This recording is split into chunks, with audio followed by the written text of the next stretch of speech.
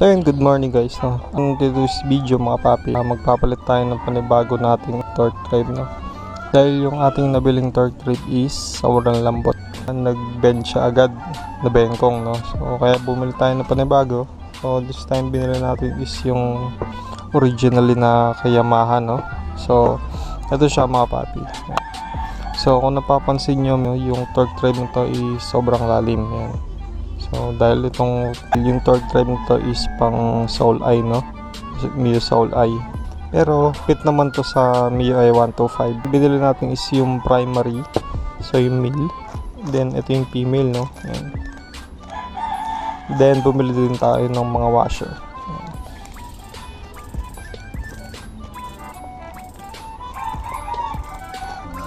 So kung mapapansin nyo mga papi, ito yung bearing na pinagkunan ko dun sa lumang torque drive, no. Ayan mga paps, no. Ayan. So bago natin baklasin yung ating panggilid, assemble muna natin to para ilalagay na lang natin, no. Dito nalalagay center spring, then yung circlip bearing. So ayan, start na tayo. So yung mga papi, ito male, then lagay natin yung bearing ito. So yan, lagyan natin ng konting grasa.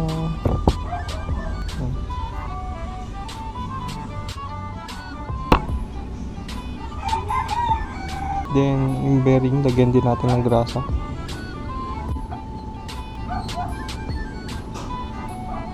Tapos pasok natin dito sa loob.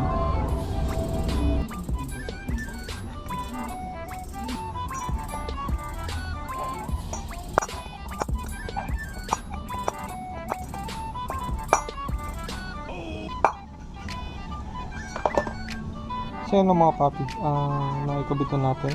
Yan siya. Yan, medyo dahan-dahanin nyo lang para hindi masira yung ating bearing. Next na natin is yung circlip.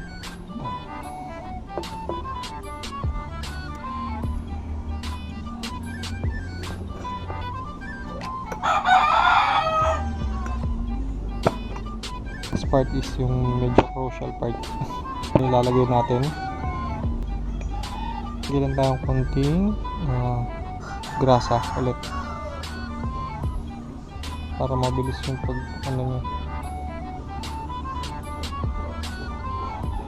pagkabit. So yan, tayo ng medyo flat surface para hindi mauna ito, hindi ito mauna, dapat pantay siya.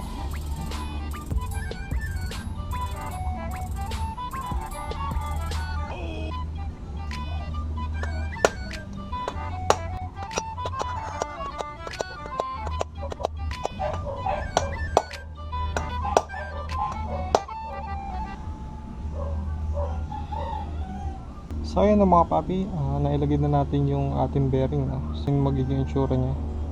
Tapos na natin, lagay muna natin yung mga washer, no? Ito.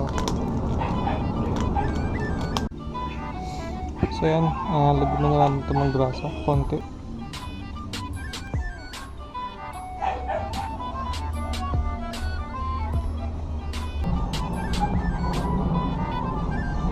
So yung mga paps, nilagay natin seal, hindi nyo sa ilalim naman.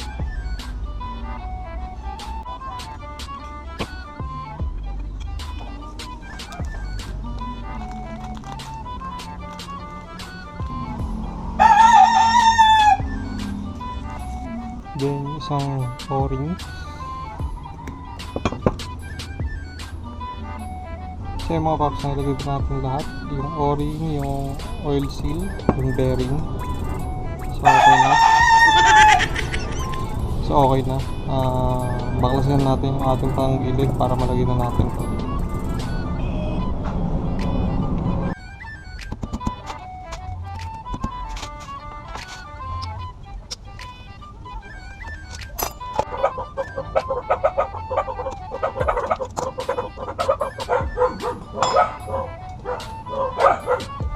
Ito mga papi, no, natanggal na natin yung ating panggilid, no. So ito, babaklasin na lang natin to. Then papalit natin yung bago nating torque drive. So ito re-retain natin to. Baklasin natin.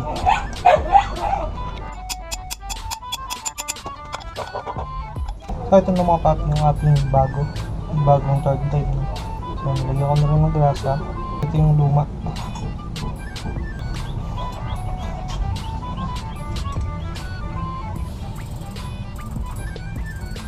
Then ito yung ating lining. Ito pa rin yung luma. Ano natin to?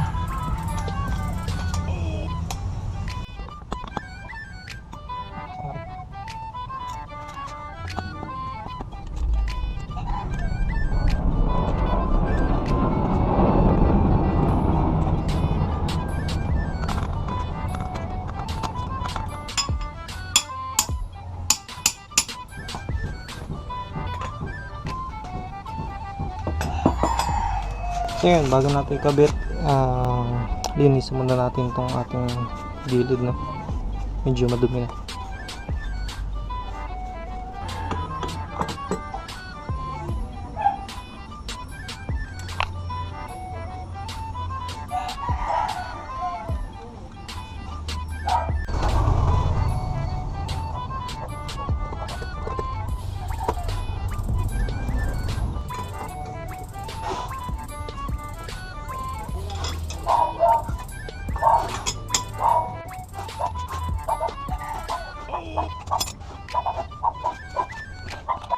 Okay, so yan, naikabit na natin yung ating bagong torque drive. Then nabalik na rin natin. So, testing na natin.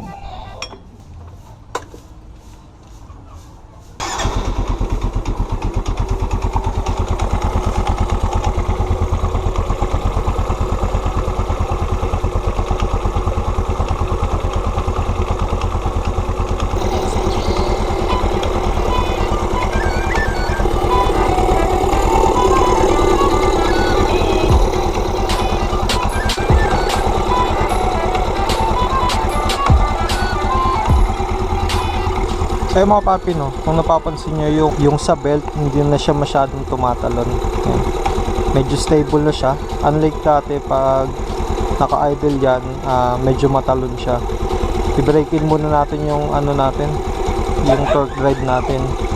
So yung mga papi, no, tapos na tayo dun sa ating pagkabit. So ayun lamang mga paps, dito na yung vlog ko. Maraming salamat sa panonood. Sana nagkaroon kayo ng konting idea, no?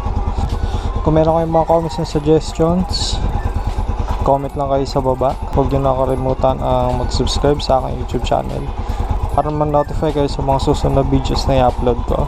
And yun lang mga papi, no? Maraming salamat sa panonood and Happy New Year sa inyo. Happy 2020. Yun lang mga papi. Maraming salamat. Adios mga amigos. Sa susunod ulit. Salamat.